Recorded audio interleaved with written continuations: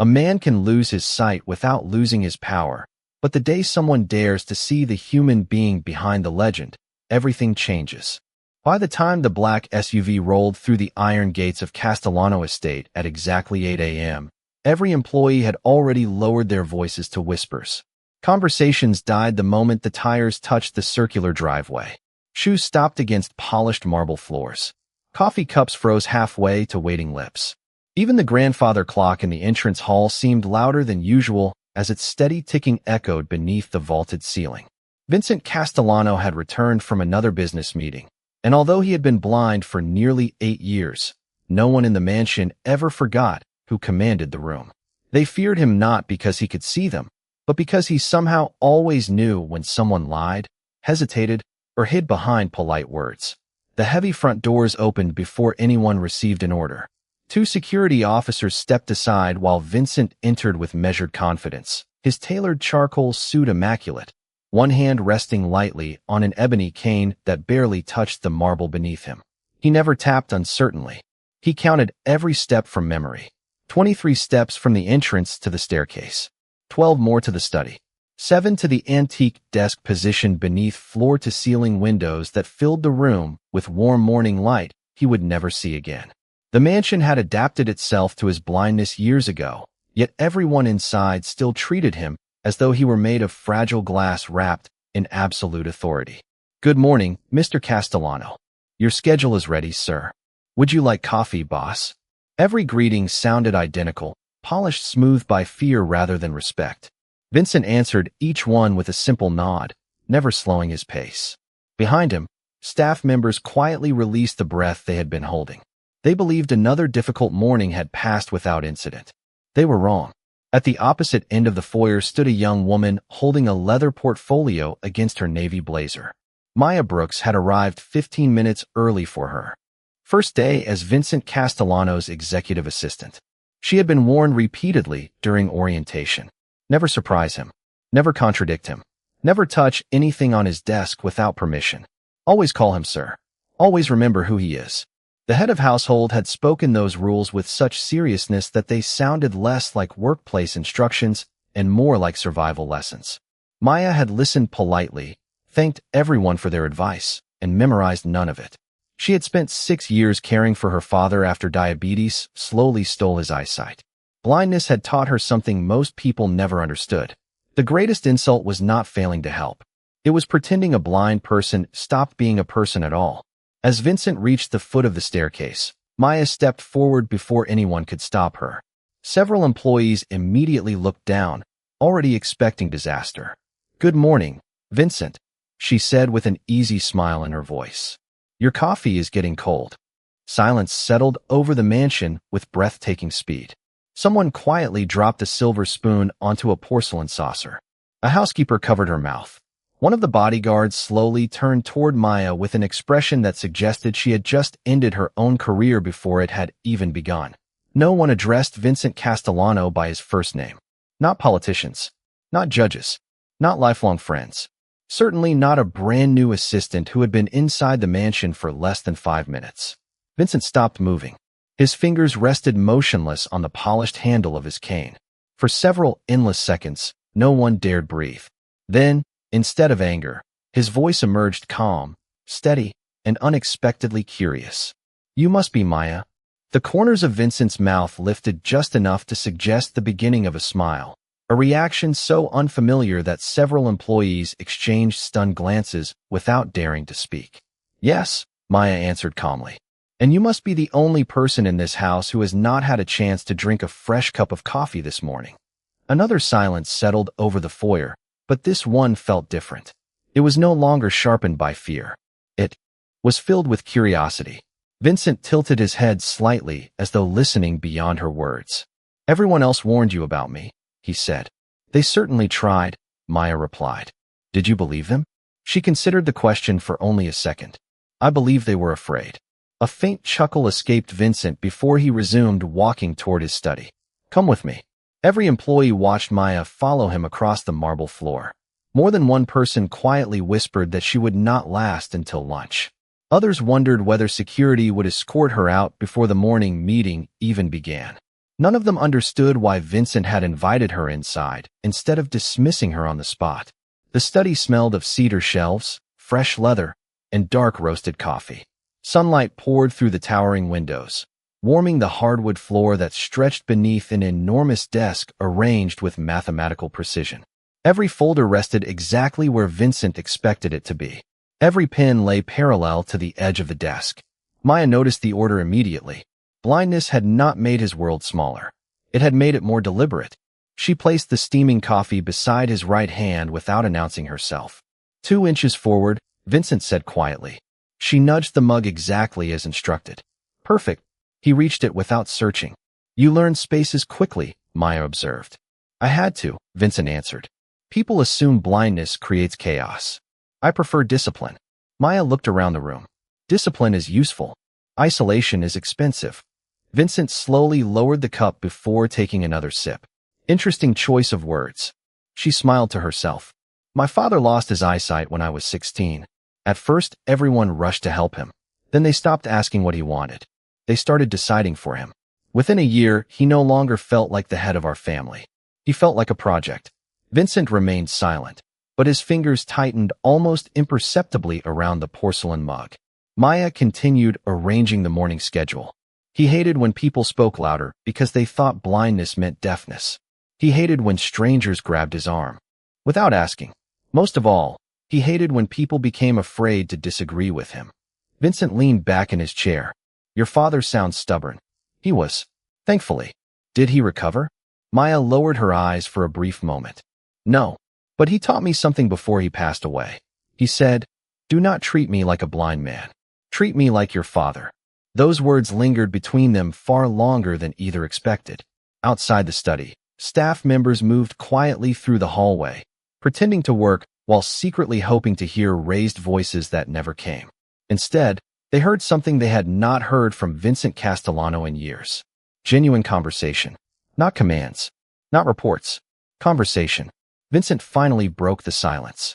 Tell me something honestly, Maya. When you walked into this mansion this morning, were you afraid of me? She answered without hesitation. No, I was afraid of disappointing myself if I treated you the way everyone else does. For the first time in many years, Vincent found himself unable to think of an immediate reply. The remainder of Maya's first morning unfolded in a way no one inside the mansion could have predicted. Instead of hiding behind careful formality, she settled into her work with quiet confidence that seemed almost out of place among people who measured every sentence before speaking. Vincent dictated correspondence from memory while Maya organized appointments, financial reports, and charitable foundation meetings with remarkable efficiency. She never interrupted him unnecessarily, but she also never hesitated when clarification was needed. You skipped Thursday afternoon, she said while reviewing his calendar. No, I did not. Vincent answered immediately. Maya flipped another page before replying. You did. There is an hour between your meeting with the architect and dinner with the museum board. You left it empty. Vincent rested his fingertips against the polished desk, thinking for a moment before a faint smile appeared again. You are right. Outside the office, the head of security nearly spilled his coffee after overhearing those 3 unexpected words. During the past 5 years, no? Employee could remember Vincent admitting a mistake without first verifying every detail himself. Maya simply wrote the correction and continued. She treated the moment as ordinary, and perhaps that was exactly why it mattered. By noon, Vincent had completed more work than he normally finished in an entire day. There had been fewer interruptions because Maya anticipated problems before they reached his desk. When a supplier delivered contracts in the wrong order, she reorganized them without making an announcement. When a conference call started 5 minutes late, she used the unexpected pause to summarize the background of the next negotiation so Vincent entered the conversation fully prepared. She never praised herself afterward. She simply moved on to the next task. What surprised Vincent even more was what she refused to do. She never rushed to pull out his chair before he reached it. She never reached for his arm without asking. She never apologized when he navigated the room independently. Instead, she quietly described changes only when they actually mattered. There is a new chair 3 feet to your left. Someone left a briefcase beside the doorway. The conference folder is open to page 12. Short, clear, respectful. She understood that useful information was more valuable than unnecessary sympathy. Late that afternoon, Vincent walked toward the library to prepare for an evening strategy session. As he reached the doorway, two employees hurried ahead of him. "Allow us, sir," one said nervously while attempting to guide him through the entrance. Vincent stopped before taking another step. He did not sound angry. He sounded tired. "I have walked through this doorway for 8 years." Both employees immediately apologized and stepped back. Maya, who had been reviewing documents nearby, waited until they disappeared down the hallway before speaking. "They mean well." Vincent nodded slowly. "I know. Does it still bother you?" He stood quietly for several seconds, listening to the crackling fireplace deeper inside the library. Every single day, Maya leaned lightly against the doorframe. "People confuse helping with replacing." Vincent turned his face slightly toward her voice. "Explain." When someone carries every burden for another person, they eventually begin carrying away that person's confidence too. The words landed with unexpected weight. Vincent remembered countless meetings where others answered questions before he could speak, moved objects he had already memorized, or changed plans without asking his opinion because they assumed they were making life easier. None of them had intended disrespect, yet together they had slowly built an invisible wall around him. Maya had recognized that wall before anyone else seemed willing to admit it existed. As evening settled over the estate and golden sunlight faded beyond the tall windows, Vincent realized something that unsettled him far more than any difficult negotiation. For the first time in years, someone working beside him was not managing his blindness. She was simply working with him, and the difference was beginning to change the atmosphere of the entire house. 3 days later, the rhythm of Castellano Estate had quietly begun to change, although almost no one could explain why. The marble hallways were still immaculate, the schedules still precise, and Vincent still carried himself with the same quiet authority that had made powerful people choose their words carefully. Yet something invisible had shifted beneath the polished surface of the mansion. Employees no longer rushed ahead of him every time he crossed a room. They waited. They observed. They allowed him to lead instead of assuming he needed to be led. It was a small change, but Maya noticed it immediately. Respect, she had learned from her father, often arrived in tiny moments before anyone recognized it as transformation. That afternoon, Vincent prepared for a meeting with the directors of one of his charitable foundations. Several senior advisors had gathered inside the conference room long before he arrived, reviewing financial summaries and discussing possible changes to the annual scholarship program. As Maya organized the presentation folders, one advisor quietly leaned toward her.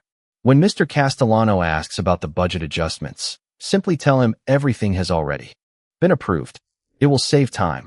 Maya looked up from the documents. "Has he reviewed the revisions?" The man hesitated. "Not exactly." "Then they are not approved." The advisor lowered his voice. "He trusts us." Maya slid the folder closed before meeting his eyes. Trust is not permission to make someone else's decisions. The room became uncomfortably quiet. Moments later, Vincent entered with his usual measured confidence. He took his seat while Maya placed the agenda beside him. "Before we begin," she said evenly, "there is one item you should examine yourself. The scholarship budget was modified this morning, but you have not reviewed the revisions." Several executives exchanged nervous glances. Vincent slowly turned his face toward the sound of her voice. "Who authorized the changes?" No one answered immediately. Finally, the senior advisor admitted that the committee believed the adjustments were routine enough to avoid interrupting Vincent's schedule. Another long silence settled across the conference table. Then Vincent spoke with complete calm. "Routine decisions become dangerous the moment people stop asking for accountability." No one argued. Maya quietly opened the correct page and summarized every revision without exaggeration or emotion. Vincent listened carefully before asking thoughtful questions that none of the advisors had anticipated. Within minutes, he identified several unnecessary expenses and redirected those funds toward additional student scholarships. The atmosphere inside the room changed completely. It was not because Vincent had corrected anyone. It was because everyone suddenly realized how many opportunities they had unknowingly taken away from him by assuming they already knew his answer. As the meeting ended, the advisors filed out in thoughtful silence. One older executive paused beside Maya before leaving. You embarrassed us today. Maya offered a polite smile. No, I reminded everyone whose responsibility this really is.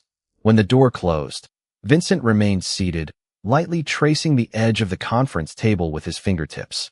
Most assistants would have protected my comfort, he said quietly. Maya gathered the remaining papers into neat stacks. Comfort is temporary. Vincent waited. Respect lasts longer. He nodded slowly. You challenged an entire room because you believed I deserved the chance to decide for myself. Maya looked toward the afternoon sunlight stretching across the hardwood floor. I challenged the room because leadership cannot exist where honesty is replaced by convenience. Vincent remained silent for several moments, listening to the fading footsteps beyond the conference room doors.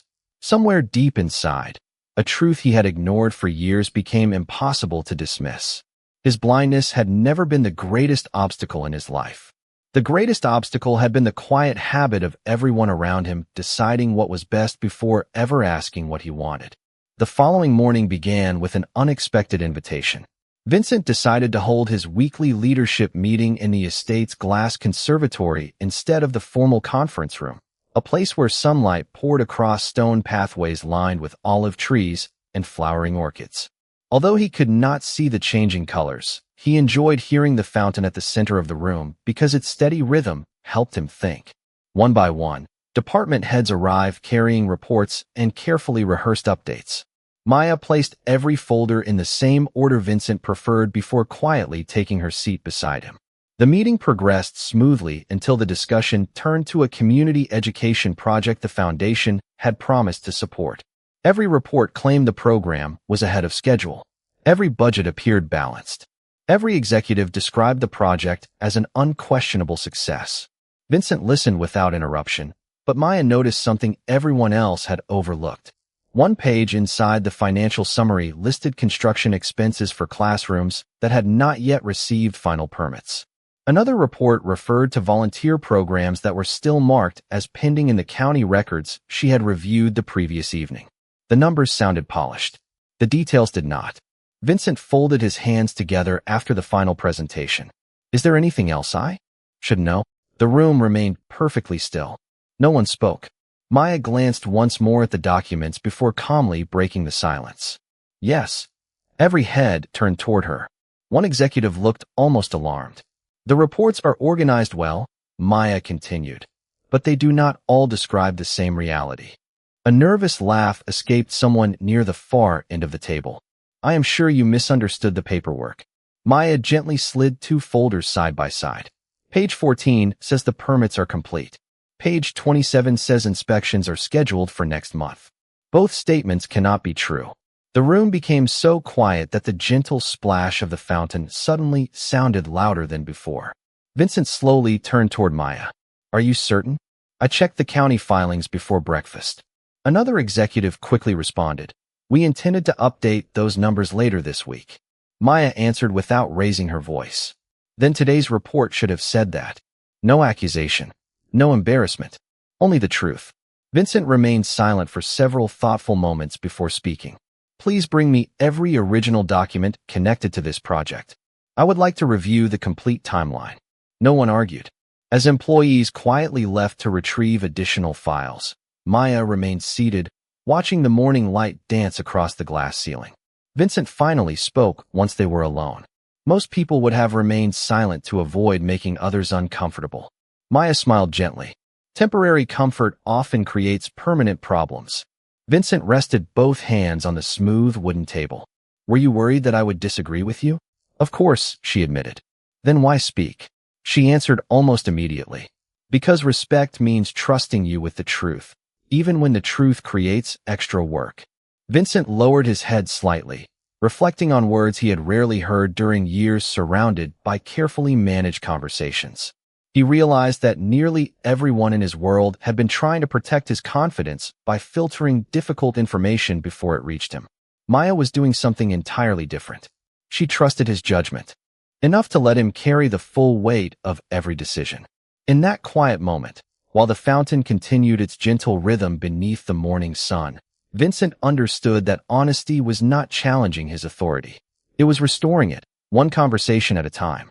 That evening, Long after the final meeting had ended and the estate had settled into its familiar quiet rhythm, Vincent remained alone in his study. The fireplace cast a gentle warmth across the room, while the faint scent of cedar and old books lingered in the air. Instead of reviewing financial reports, his thoughts kept returning to a single question that had followed him for days. Who was Maya Brooks before she walked through his front door?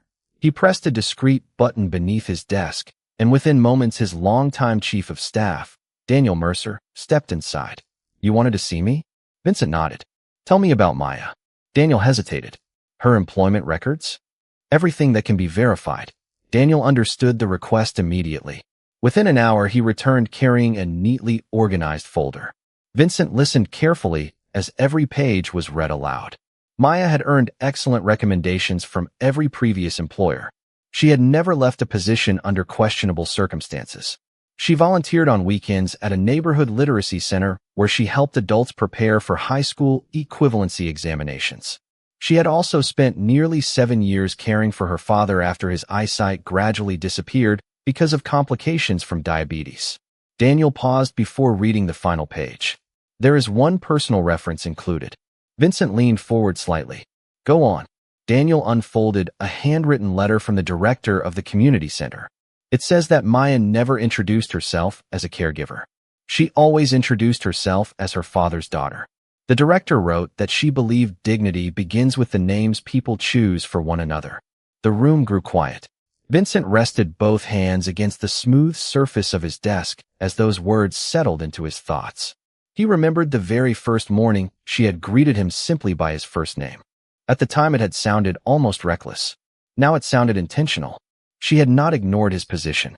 She had recognized the person beneath it. Daniel continued reading. There is also a note from one of her former supervisors. It says Maya has an unusual habit. Whenever someone begins making decisions for another person without asking, she politely interrupts the conversation. A faint smile appeared on Vincent's face. That certainly explains several meetings this week. Daniel laughed softly before becoming serious again. There is nothing hidden in her background. No financial concerns. No unexplained relationships. No reason to question her integrity. Vincent nodded slowly, but he remained silent long after Daniel left the study. The grandfather clock marked another passing hour while memories surfaced that he had buried years before. He remembered the months following the loss of his eyesight, when visitors stopped describing sunsets because they assumed he no longer cared. He remembered friends finishing his sentences before he spoke. He remembered strangers praising ordinary tasks, as though simply pouring a cup of coffee deserved applause. None of those moments had broken his confidence by themselves. Together, they had slowly convinced him that people no longer expected him to lead his own life. Maya had unknowingly challenged every one of those assumptions without ever mentioning them directly.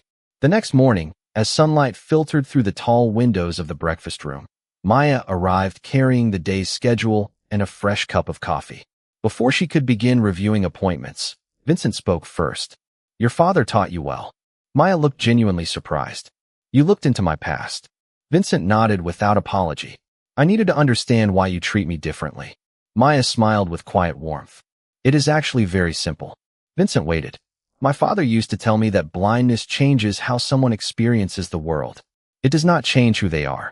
Those few words lingered in the peaceful silence between them, and for the first time in many years, Vincent realized that the greatest gift anyone had offered him was not assistance. It was the freedom to remain completely himself. Nearly 2 weeks after Maya arrived at Castellano Estate, routines that had once seemed permanent continued to evolve in quiet but unmistakable ways.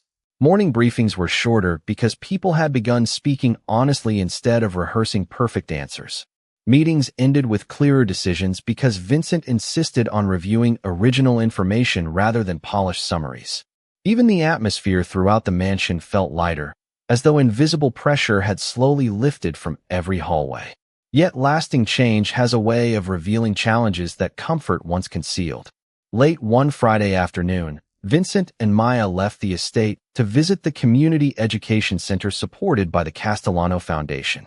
It was a modest brick building on the edge of a quiet neighborhood, where volunteers greeted students preparing for evening classes with warm smiles and open doors. Children laughed on the basketball court while parents waited beneath large maple trees that shaded the entrance. Vincent had donated generously to the center for years, but this was his first visit since losing his eyesight. As they walked toward the front entrance, Maya noticed something unusual. Several volunteers had quietly rearranged the welcome area after learning Vincent would attend. Furniture had been moved without considering the familiar walking paths described in earlier building plans. Decorative flower pots now stood beside the main hallway, narrowing the space considerably.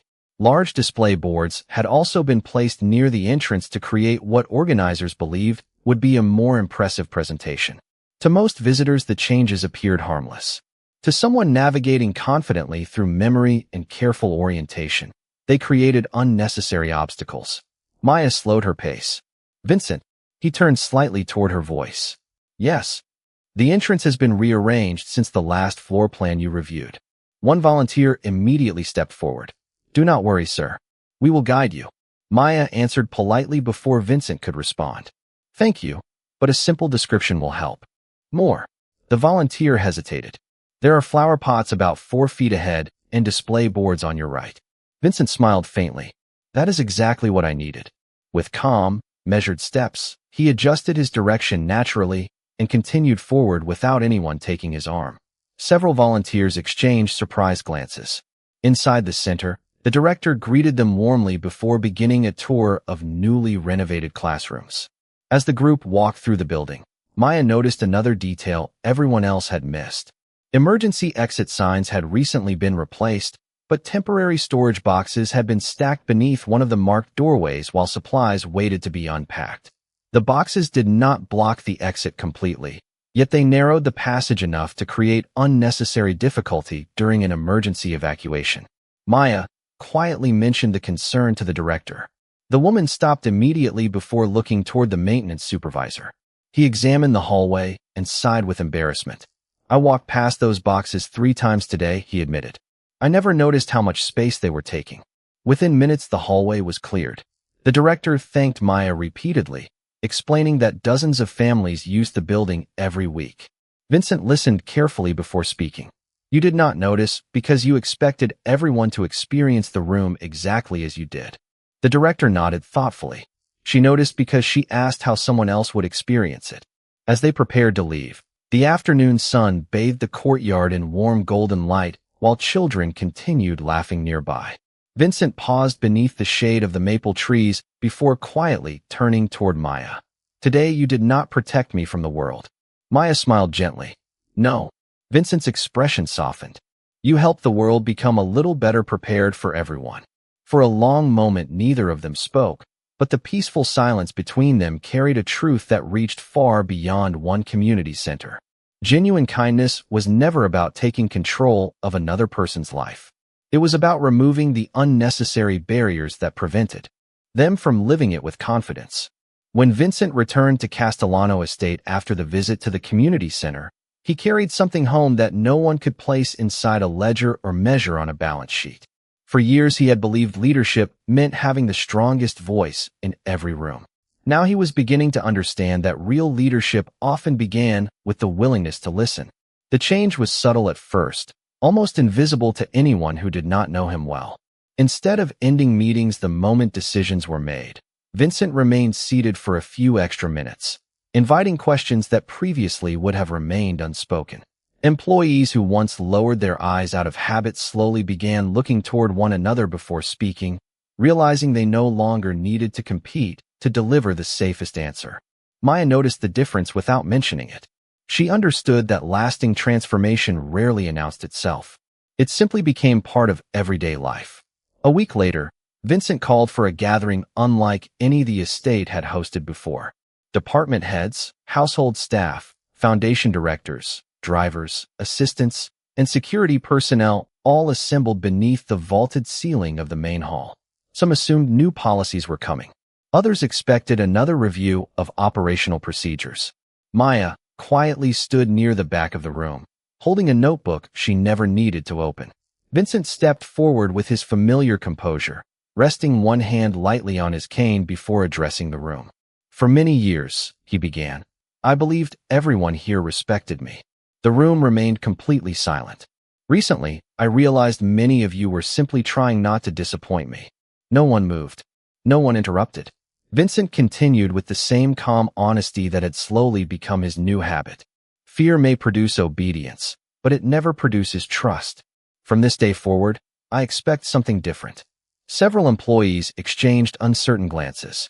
Vincent smiled faintly before speaking again. If information is incomplete, tell me it is incomplete.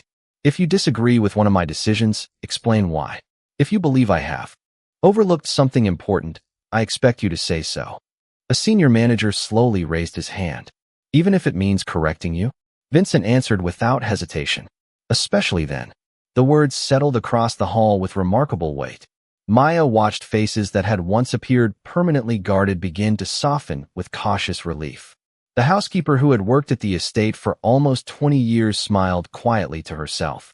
One of the younger assistants straightened his shoulders as though permission had finally been given to become the professional he always hoped to be.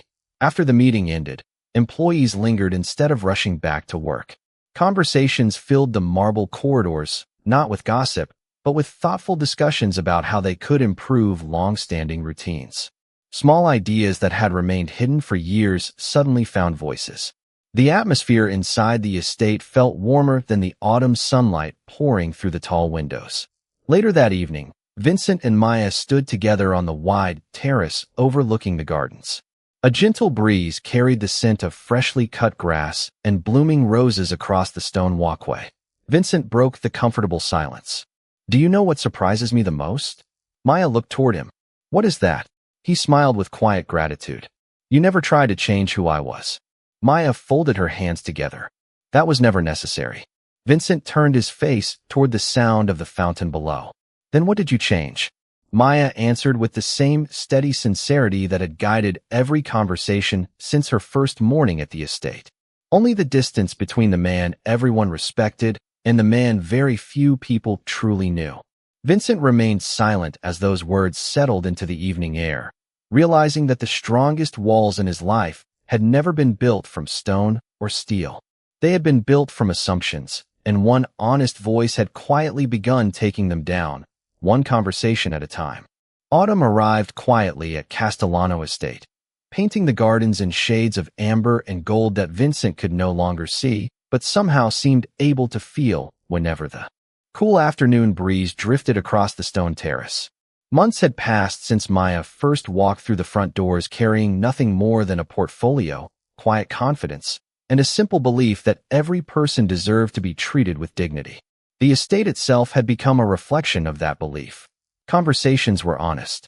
Questions were welcomed. Decisions were made with transparency rather than assumption. The greatest change, however, could not be measured by policies or procedures. It could only be seen in the people who now walked the halls without the constant weight of fear resting on their shoulders. On a crisp Friday afternoon, Vincent gathered everyone together once again inside the grand hall. This time there were no financial reports, no strategic meetings, and no foundation updates waiting on the agenda. Housekeepers stood beside executives. Security officers stood beside administrative assistants. Gardeners, chefs, drivers, and foundation volunteers filled every corner of the room. Maya quietly remained near the back, believing she was simply there to organize the schedule like any other day. Vincent stepped forward and waited until every whisper faded into silence. There is something I should have said a long time ago, he began. His voice carried the same calm authority everyone recognized, yet it held a warmth that had once seemed impossible. For years I believed strength meant never allowing anyone to see my uncertainty. I thought leadership required distance. I accepted respect that was actually fear because I convinced myself they were the same thing. No one moved. Every eye remained fixed on him. Vincent continued slowly. Then someone arrived who never treated me like a symbol, a title, or a condition to be managed. She spoke to me honestly. She expected me to think for myself. She trusted me enough to tell me the truth, even when it was uncomfortable. Maya lowered her eyes, realizing where his words were leading. One senior manager quietly smiled before glancing toward her. Vincent extended one hand in her direction. Maya, would you stand beside me? She hesitated for only a moment before walking across the polished marble floor. The room remained perfectly silent except for the soft sound of her footsteps. When she reached his side, Vincent turned toward her voice.